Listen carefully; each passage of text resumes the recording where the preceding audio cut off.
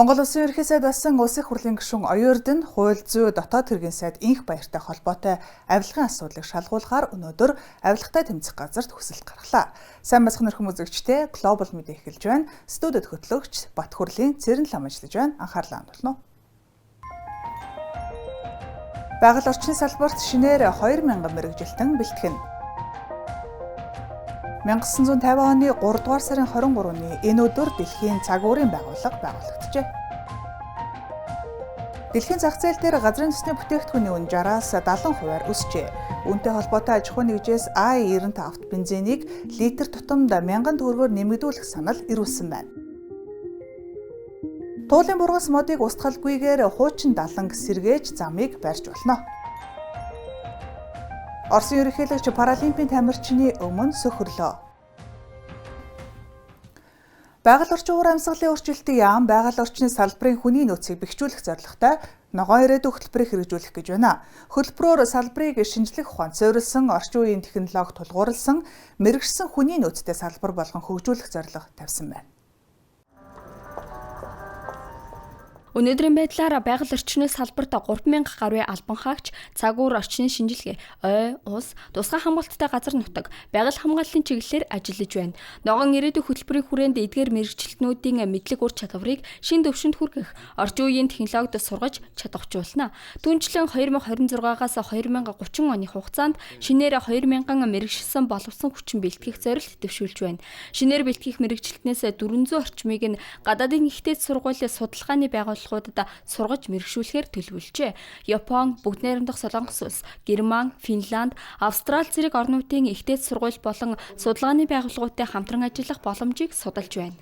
Өнөөдөр дэлхийн дахинд байгаль орчны асуудал бол зөвхөн нэг салбарын хүрээнд яригдах сэдэв биш, улс орны доктортой өргөжлийн чухал шалгуур болж байна гэдгийг нийтээрээ дэлхийн хувьд анхааран үр дүнтэй ажиллахаар бодлого шийдвэрүүдээ гаргаж ажиллаж байна. Манай улс уур амьсгалын өөрчлөлт, мөнх цас мөсөн голын алдагдал, усны нөөцийн өмсдөл, нутаг дэвсгэрийн дийлэн хийх амарсан цөлжилт, газрын доройтол, хот суурин газрын орчны бохирдол зэрэг олон томоохон сорилтуудтай нүүр тулгарч байна.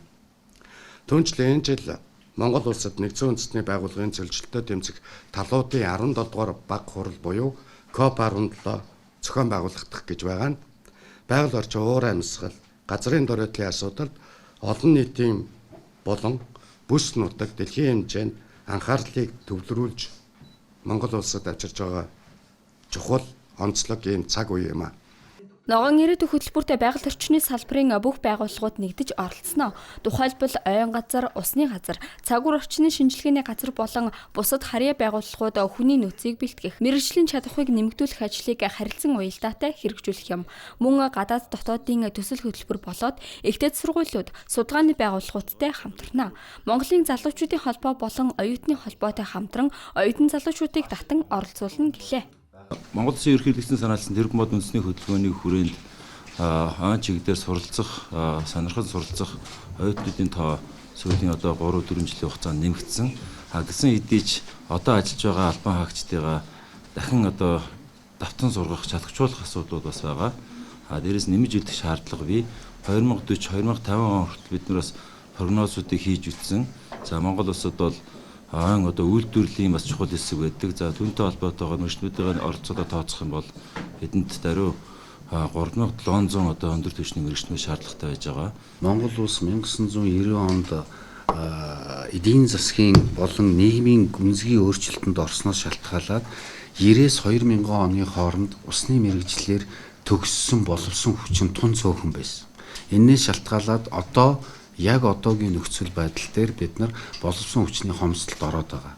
Дээр нь яг одоо усны нарийн мэргэжлэр за би бүр тодорхойлоод хэлье. Гидрогеолог, гидролог, гидротехник, геофизик, гидрохим, гидробиолог гэсэн одоо энэ үндсэн за ганц нэг орхисон байж үндсэн гол мэргэжлүүдээр маань сурч байгаа оюутны тоо 20 хүрэхгүй байж яг одоогийн байдлаар. Өнөөдрийн орчин үеийн залуучууд маань байгаль орчны асуудлаарх мэдлэг мэдээлэл маш дутмаг байгаа. Тийм учраас энэ ногоон ирээдүйн хөтөлбөрийн дагуу бид нар нийгэмд залуучуудад байгаль орчныг хэрхэн хайрлах, хамгаалах ёстой вэ гэдэг мэдээллийг түгээх. За нөгөө талд нь та бүхэн бас тоо баримтууд сонссон бах. Асар цөөхөн багын нарийн мэрэгжлийн залуучуудыг одоо хөгжүүлэх, олон залуучуудыг бас байгаль орчны нарийн мэрэгчлэр мэрэгжил эзэмшүүлэх энэ салбарыг бас хөгжүүлэх чиглэлээр яамтайгаар хамтарч ажиллах санамжичгийг байгууллаа. Манай улсад энэ жил нэгдсэн үндэстний байгууллагын зөвлөлттэй тэмцэх конвенцийн талуудын 17 дугаар баг хурал COP17 болно. Байгаль орчин, газрын доройтол, уур амьсгалын асуудалд олон нийтийн анхаарлыг илүү ихээр төвлөрүүлэх боломж бүхий онцлог цаг үе ирж байна. Энэ үйл явдал ногоон ирээдүйн хөтөлбөрийн үн цэнийг улам тодтогч байна. Байгаль орчны сорилтыг даван туулах хамгийн найдвартай хөрөнгө нь байгалийн баялаг бус, мэдлэг, ур чадвартай хүний нөөц юм а. Тиймээс салбарын шинэ үеийн мэрэгчлэлийг бэлтгэж, хөгжлийг шин шатанд гаргах бодит алхам болно гэж салбарын сайд онцлолоо. Жанчивтэрч Бацтэрч Евгений Павлов, Ганбат Басан сүрэн, профессор Марлма, Iced Global. Дэлхийн цаг уурын байгууллага байгуулагдсанаас 13 жилийн дараагаар буюу 1963 онд манай улс тус олон улсын байгууллагын гишүүн болж байжээ. Швейцарын Женев хотноо төвтэй тус байгууллагын игнэнд өдгөө 193 орон багтаж байна. Энэ жилийн дэлхийн цаг уурын өдрийг өнөөдрийг ажиглаж маргаашиг хамгааллын урьяандаар тус тэмдэглэж байна. Дэлхийн цаг уурын байгууллагаас дэвшүүлсэн энэхүү урьяанд цаг уур, уур амьсгал, усны ажиглалт, хэмжилт өгөгдөл, эрдэс хэрэгжлүүлэхийн систем хэр чанартай болон найдвартай байгаас ирээдүйд хүний амьнаас амжиргаа, байгаль орчныг хамгаалах боломж шууд хамаарахыг онцолж байгаа юм. Үүнийг тухайн өдөрт зориулан зохион байгуулсан эрдэм шинжилгээний баг хурлаар онцолж хэлэлцэж, үндсэн 5 илтгэлийн хүрээнд уг асуудлыг хөндлөн ярилцлаа. Тэгэхээр ажилтныг зөвхөн одоо багчаар хийхээс гадна цагуурт бол хэмэл дагуулын ясар их мэдээллүүд байна. За нууран дээр хийж гин, зайнаас хийж гин тийм ээ. Маш олон төрлийн одоо ажилтнууд бол энд орж байгаа. Багчаар хийхээс гадна манай мэрэгжлийн онцлогоос гадна бас нүдэн баримжаа гарч ирсэн одоо ажилтнууд бас хийдэг. Тэгэхээр энэ олон мэдээллүүдийг нийлүүлж нэгтгэхэд энэ ажил хийж байна гэсэн. Тус салбарын хувьд өнгөрсөн онд ажиглал боловсруулалтын системийг шинжлэхэд онцгойлон анхаарч цаг уурын радаарын тоог нэмэгдүүлэх санхүүжилтийг шийдвэрлэжээ. Мөн аймгийн төвүүдэд агаарын бохирдол хэмжих автомат багжуудыг суурилуулж өндөр хүчин чадалтай HBS тооцоолох системийг төвчрүүлсэн байна. Ингэснээр богино болон дунд хугацааны цаг агаарын төлөвийг 10 хүртэл хоногоор гаргах боломжтой болжээ. Үүний үр дүнд цасан болон шорон шуурга ган зуудны учруулах нөлөөллийг илүү наривчлалтай гаргах боломжтой болсон байна. Шинэ технологийн шийдлүүдийг тус хурлаар танилцууллаа. Тэгэхээр ер нь уур амьсгалын өөрчлөлттэй холбоотойгоор одоо дэлхийн нийтээрээ эрсдлүүд, гамшид үзэгдлийн давтагдал улам ихсэж штэ.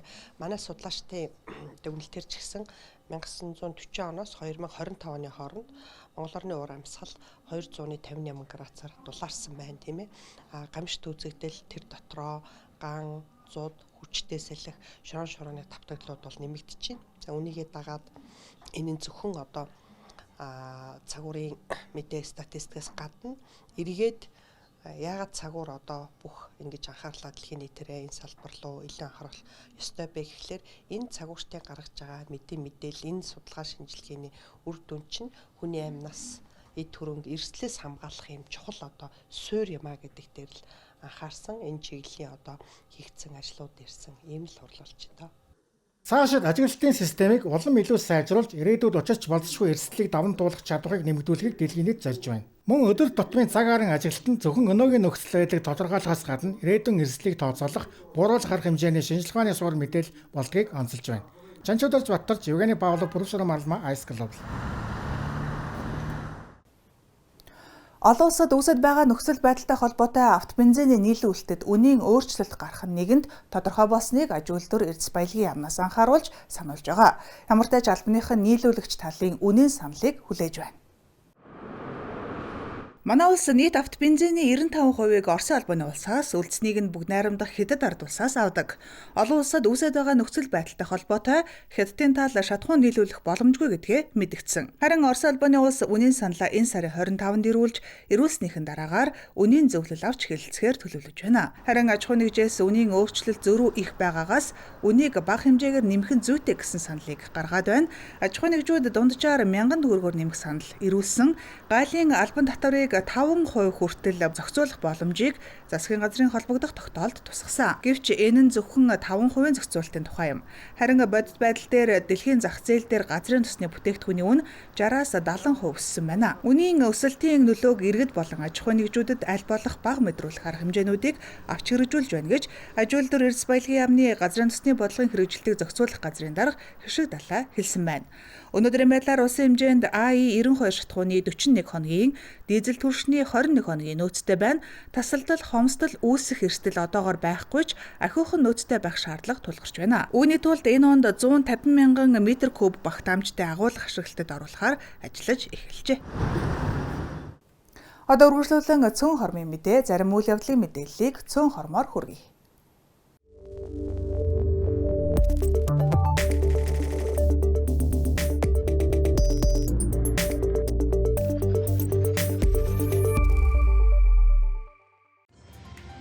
Улсын хурлын дарга учрал Хятадын коммунист намын урилгаар тус улсад альжилж байна. Түүнийг онц бөгөөд бүрэн эрхт элчин сайд инх болд Хятадын коммунист намын төв хорооны гадаад харилцааны газрын дэд дарга Шэн Жуунаар угтан авчээ. Альчлалаар хоёр улсын иж бүрэн стратегийн түвшинлийн харилцааг хөгжүүлэх, өндөр дээд түвшний харилцан альчлалын давтамжийг хадгалах, талуудын харилцан ойлголцлыг бэхжүүлэх хүрээнд хууль тогтоох дээд байгууллага нам хоорондын хамтын ажиллагааг гүнзгийрүүлэхийг зорчээ. Ерөнхий сайд Замнар шатар Налах дүүргийн эрүүл мэндийн төв болон дулааны станцад ажиллалаа. Ингэхдээ ашиглах боломжгүй болсон эрүүл мэндийн төвийн барилгыг аймагуудын эрүүл мэндийн тусламж үйлчилгээг сайжруулах бэхжүүлэх төслөөр шинчилж, дулааны станцын өргөтгөл шинчиллийг олон улсын банк санхүүгийн байгууллагын их усврээр 2026 онд шийдэх боломжийг судлан танилцуулахыг холбогдох албаныханд даалгажээ. Орон нутгийн сурагчдын бие даалтын 7 хоног өнөөдрөөс эхэлж байна. 27-ны өдрийг хүртэл үргэлжилнэ. Энэ удаагийн бие даалтын 7 хоногоор сурагчид аюулгүй амьдрах ухаанд суралцсан судална. Үүний тулд орон нутгийн онцгой байдлын газар хэлтээс салбар нэгжтэй хамтран ажиллах юм байна. Баянзүрх хан үйлдвэрт Сүрэгийн идэвхтэй илрүүлэг үйл ажиллагаа эхэллээ. Сүрээг эрт илрүүлж чадвал хүндрэлгүй хурдан түргэн эдгэрнэ. Тиймээс нийслэлийн хамгийн их хуамтай дээрх 2 дүүргийг сонгон авч үзлэг шинжилгээнд хамруулах гэж байна. Үүнд мөн ихтэй сургууль, коллежийн оюутнууд хамрагдана. Нийслэлд 20-с 27-ны хооронд хаврын их цэвэрлэгийг зохион байгуулж байна. Их цэвэрлэгэнд 350 орчим аж ахуйн нэгж байгууллагын 1600 албан хаагч оролцож, нийтийн эзэмшлийн 4 сая орчим метр квадрат талбайг цэвэрлээд байна. Мөн 190 орчим автобусны буудал, 380 орчим хогийн сав, 1000 орчим тэмдэг тэмдэглэгээ, 350 орчим сандал, 37 мянга гаруй метр хайс хашлага, хөшөө дурсгалууд болон гэрлийн шонгуудыг угааж, үлссэн хог хаягдлыг цэвэрлжээ.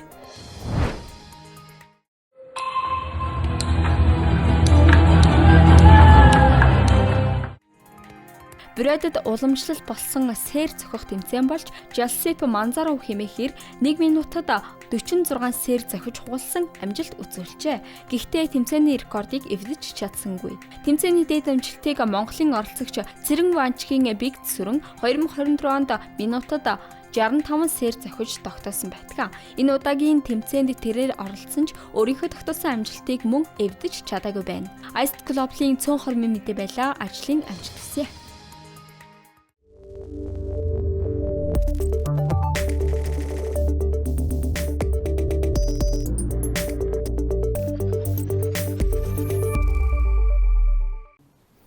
Улаанбаатар дахь Русский дом буюу хуучнаар Оросын шинжлэх ухаан соёлын төвд сансар судлалын түүхэн 2 томоохон ойд зориулсан бид бүгдийн сансар анхдагчдад зориулав гэрэл зургийн үзэсгэлэн нээлттэй.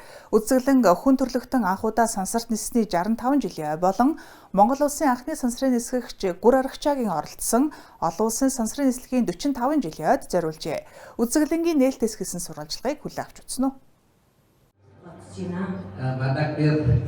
Үзэсгэлэн дэрсэн зочид 1961 оны 4-р сарын 12-нд Юрий Гагарин сансарт ниссэн түүхэн өдрхийгээд 1981 оны 3-р сарын 22-нд Владимир Жанебиков жүгдэр дэмдийн Гүр Аргачаа нарын олон улсын сансрын баг дэлхийн тойрог замд ажилласан үйл явцыг харуулсан ховор түүхэн гэрэл зургуудтай танилцах боломжтой байснараа онцлог байв. Мөн үзэсгэлэнгийн үеэр Монгол Вьетнам улсын анхны сансрын нисгэгчид болох Зөвлөлт холбоот улс болон Бүгд найрамдах Монгол ард улсын баатар, хошууч генерал, сансрын нисгэгч жүгдэр дэмдийн Гүр Аргачаа болон Зөвлөлт холбоот улс болон Вьетнамын ардын цэргийн баатар, Вьетнам улсын агарын цэргийн хүчний сөнөгч онгоцны нисгэгч, Азийн анхны сансрын нисгэгч Фом Туанаар хүүхэд залуусын асуултанд хариуллаа. Ер нь түүх нарийн судлаад байх юм бол анхны шингэн төлсд тэр төлөвлөгөөр хийж туршсаны 100 жилийн ой болж байгаа. 1926 онд Америкийн нэгдсэн улсад анхны туршилтыг хийсэн. За тэгээд тэр туршилтын үр дүнгийн бол улам өргөжүүлээд Сергей Павлович Королёв сансрын хөлөг хийж хиймэл дагуулх өргөж хүн анх сансарт нисгсэн энэ их гайхамшигтай түүх эндээс эхэлдэг. Тэгээд Юрий Гагарины нислэгийн 65 жилийн ой, хамтарсан мараа нислэгийн 45 жилийн ойг бид одоо сайхан тэмдэглэж байна. Нам зөвлөлт холбоод улсын одоо сансарт нисний 45 жилийн ой тохиож байгаа. Тэгээ энд ирсэндээ маш их баяртай байна. Үзэсгэлэнгийн үеэр марк цуглуулагч Диждийн Гамбат сансар судлалын сэдэвтэ ховор шуудангийн марк Духтуй зэрэг хувийн цуглуулгаас олон нийтэд толилууллаа. Тэрээр 40 гаруй жилийн турш сансар судлалын сэдэвтэ марк цуглуулж байна. Энэхүү хувийн цуглуулгаараа 20 гаруй үзэсгэлэн дэглэжээ. Та энэхүү маркуудыг хэдэн оноос эхэлж цуглуулсан бэ? Ер нь хэд орчим марк байгаа вэ? Ер нь одоо энэ маркныхаа агуулгын талаар ярина уу? Агуулгын хувьд бол зөвхөн зөвлөлт Монголын хамтарсан сансрын нислэгийн тухай байгаа. За маркийн хувьд бол тоолоогүй. Энийг 40 гаруй жил цуглуулж байна. Яг хэдэн оноос цуглуулж байгаа юм бол? За зөвлөлт Монголын хамтарсан сансрын нислэгийг яг ниссэн 81 оноос эхэж. Түүнээс өмнө бол сургуулийн сурагч байхдаа бол зөвлөлтийн сансрын нислэгийн тухай, нисгчдийн тухай марк цуглуулдаг байсан. Түүнчлэн үзэсгэлэнд сансар судлалын анхдагчдын намтар сансрын нислэгийн онцлог, Оросын шинжлэх ухааны академийн архивын ховор үнцэнтэй гэрэл зургууд дэлгэгдлээ. Мөн зочдод зориулсан өнгөлөг фото булан гаргасан нь үзэгчдийн сонирхлыг ихээхэн татаж байлаа. Дашрам сонирхуулахад Жүгдэр тэмдгийн гүр аригчаа Фам Туанаар 1978 оноос Оддын хотхонд 2 жилийн турш хамтран бэлтгэл хийж тэр үеэс нөхөрлсөн найзууд юм байна. Жанчидэрч Баттэр Живэний Павлов, Гамбат Баасан сүрэн Марлма Iced Global. Туулын хурдны замын бүтээн байгуулалтын барилгын ажил энэ сарын 15-нд эхэлсэн. За үүнтэй холбоотойгоор голын бургасыг устгаж зам тавих нь гэсэн ойлголт тархаад байна. Нийслэлийн захирагчийн ажлын албанаас тийм зүйл байхгүй гэж тайлбар өглөө.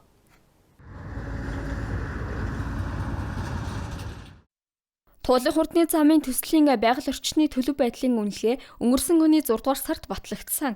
Үүний дагуу туул гол дагуу 19 км үерийн далан байгуулна. Бүтээн байгуулалт туул голын хамгаалалтын бүс рүү орж байгаа хэсэгдэр гүүрэн байгууламж баригдах юм байна. Гүүрэн байгууламжаар явхууд бол зайлшгүй одоо геологийн өргөмжлөг хийж байгаа. Өргөмжлөг хийх байдлаар бол бид хүн бол 10 метрийн өргөнөөр одоо яг өрмийн машин явах зориулттай байдлаар бол трассыг бол гаргаж байгаа. За трасс дээр бол өргөмжлөг хийж бид нэг суурийн тооцоолол яг хэдэн метр дээр бол бедрок буюу одоо хадаа өрсөн байгаа вэ гэдэг тооцоолол хийх байдлаар бол өргөмжлөгөөдөө оруулаад үүний дараагаас гүүрэн байгууламж дугсартаа явна. Төлөвлөгөөний дагуу гүүрэн байгууламжийг барихын тулд туулын татамд 10 орчим га газарт барилгын ажилд оролцож байгаа техник хэрэгсэл явах зам гаргах юм байна. Туулын татамд учрах хохирлын хэмжээг 805 сая төгрөг гэж тооцоолсон байна. Харин засгийн газрын хэрэгжүүлэгч агентлаг усны газраас туулын бургас модыг устгалгүйгээр хуучин даланг сэргээж замыг барьж болно гэж мэдээлжээ. Уул нь хэрвээ хурдны замыг 1966 оны их үерийн дараа баригдсан туул голын хойд ирэг дагуу явж байгаа даланг сэргээгээд тэр далан дээр хурдны замаа тавиад явах юм бол хурдны зам маань өөрөө туул голын хамгаалтын бүсийн зааг болоод туул гол хамгаалтын бүс хоёрын хурдны зам хоёрын дундуур нь барилга барихгүй байгаад ингээд маш сайхан хамгаалтын бүс болох гэж байна гэдэг ингээд дэмжээ сууж байгаа. Гэтэл харамсалтай нь 32 км урт замын 11 км нь юу руу орохоор байна. Туулын татам руу орохоор байна. Тус төслийг хэрэгжүүлэх явцад байгаль орчинд үзүүлэх сөрөг нөлөөг бууруулах арга хэмжээ зөвлөмжийг дэлгэрэнгүй өгсөн. Байгаль орчны нөхөн сэргээлтийн зардалд 1.5 тэрбум төгрөгийг тусгасан. Тус төсөл хэрэгжснээр ундны усны эрсдэл учрахгүй гэж нийслэлийн зүгээс тайлбар хийж байна. Харин усны салбарын мэрэгчлэтнүүд зам барьж болно. Харин ундны усны ариун нөөц их усүрээ хөндөж болохгүйг сануулж байна. Дорж Цингэнжав, Пүрвсрэн Марлма, Iced Global. Манай улсад эргэтэн шилжүүлэн суулгах хэмжээлгээ 1996 оноос хөгжиж иржээ. За өнөөдрийн байдлаар 1000 орчим хүнд эргэтэн шилжүүлэн суулгах мэс заслыг амжилттай хийгээд байгаа юм. Эргэтэн эдэс шилжүүлэн суулгах үйл явцын хууль эрх зүйн зохицуултыг нарийжлан тогтоохын тулд эргэтэн эдэс шилжүүлэн суулгах тухай бие даасан анхны хуулийн төслийг боловсруулахаар ажиллаж байна. Энэ хуулийн төсөл батлагдах юм бол тухайн донорын гэр бүлдээ донорын карттай байх юм бол гэр бүлд нь танилцуулаад зөвшөөрөл авах шаардлагагаар эргэтэн авах процесс яг олон улсын жишгийн дагуу энэ процесс маань явагдана гэсэн үг. Америк зэрэг улсад иргэний үнэмлэх эсвэл жолооны үнэмлэхтэр донорын тэмдэглэгээ давхар байршсан байдаг. Харин манай улс донорын карт ашиглаж байгаад захимжилжээ. Өнөөдрийн байдлаар 6,000 хүн захим донорын карттай байна. Хог хүн маань өөрөө e-Mongolia систем рүү нэвтэрч ороод хайлтын тестээр нь донор гэд хайх юм бол донорын зөвшөөрлийн хүсэлт гэдэг энэ илэрч гарч ирнэ. Энэ дээр ороод үйлчлэгээ авахаа дараад за энэ дээр бол мэдээж насан туршсан хүн байх хэвээр 21 настай. За ингээд цааш нь үргэлжлүүлээд явхаар өөрсдөөс нь яг хувийн мэдээллүүд нь автоматар e-Mongolia-гаас татагдаад тэгээд хог хүн маань өөрөө ингээд цахимаар донорын ногоон карттай болно гэсэн. Донорын карттай улсын иргэнд урамшуул олгодоггүй байна. Гэсэн ч бусдын амийг аварч сайн үл бүтээх боломжтой. Тодорхойлбол гамшиг осол зэрэг ямар нэгэн эрсдэлд орвол донорын бүртгэлтэй хүн 8 хүнд амьдрал бэлэглэх боломжтой гэж ангаахын шинжилгээ ухаан үздэг байна. Монгол улс маань бол энэ илгэний хавдар, илгэний дутагдал, бөөрийн хавдраар бол маш олон хүмүүс маань нас бардаг ийм харамсалтай тохиолдлууд байгаа. Энэ хүмүүст маань хонгорын үзүүрт гэрэл гарах нэг буянтай энэ эмчилгээ маань бол амьгүй донороос эрчим жилж хүмүүс болох эмчилгээ байгаа. Тэгэхээр энийг иргэд маань бол зөвөр ойлгоод бас нэг бодож хоёрыг тунгаагаад бас зөв шийдвэр гаргана гэдэг тийм найдаж байна да. Иргэн та хүнлэг сэтгэлийн үүднээс бусдын амнасыг аврахыг хүсэж байвал e-Mongolia системээр дамжуулан донорт бүртгүүлэх боломжтой болжээ. Орос улбаны улсын ерөнхийлөгчийг сөхөрч байхыг урд өмнө бараг хинч харж байгаагүй зэ. Харин саяхан ийм явдал тохиолоо. Владимир Путинийг хэний өмнө сөхөрөхөд хүргэснийг дараагийн сурвалжлагаар хүргэе. Голубков Иван Юрьевич, двукратный паралимпийский чемпион по лыжным гонкам. Владимир Путин Паралимпийн наадмын цанын уралдааны хошоо авраг Иван Голубковын өмнө сөхөрчээ. Энэ явдал өчигдөр Кремльд болов. Италиас ялалтын их амжилттай эх орондоо ирсэн Оросын холбооны улсын шигшээ багийн тамирчид, дасгалжуулагчдад төрийн шагнал гардуулах ёслолын үеэр энэ явдал болжээ.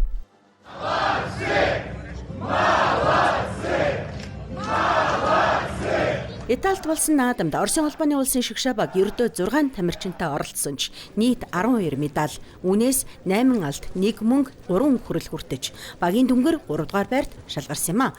Харин эхний 2 байрыг тус бүр 60 гаруй тамирчинтай бүгд найрамдах Хятад ард улс болон Америк нэгдсэн улсын багууд эзэлсэн байна. Впервые за последние 12 лет Сүүлийн 12 жилийн хугацаанд анхудаа Паралимпийн өндөр дээр дахин манай Оросын төрийн далбай мандсан агшныг төрийн дуулаа онцгой догтлол бахархалтайгаар сонсох боломж бидэнд бүрдлээ. Энэ бүхнийг та бүхний ачаар харлаа. Та бүхэн Оросын үндэсний гол бэлэг тэмдгүүдийг олон улсын давцанд иргэн авчирч үнэхээр ялалтын оргилд хүргэсэн юм. Без всякого преувеличения, триумфально. Чемпионка Цанчин Анастасия Багиян гайхалтай амжилт үзүүлж өрсөлдөгчдөө ямар ч боломж олголгүй 3 удаа аврагын эндэрт гарчээ. Харин Владимир Путинийг өмнөөс өхрүүлсэн цанчин Иван Голубков 2 удаа төрүүлсэн байна. Мөн багийн хамгийн залуу тамирчин уулын цанчин Варвара Ворончихина оролцсон бүх төрөлдөө медаль хүртжээ. Безумно приятная поддержка страны. Эх орныхоо дэмжлэгийг мэдрэх үнэхээр сайхан байсан. Энэ удаагийн наадамд бидэнд асар их дэмжлэг ирсэн.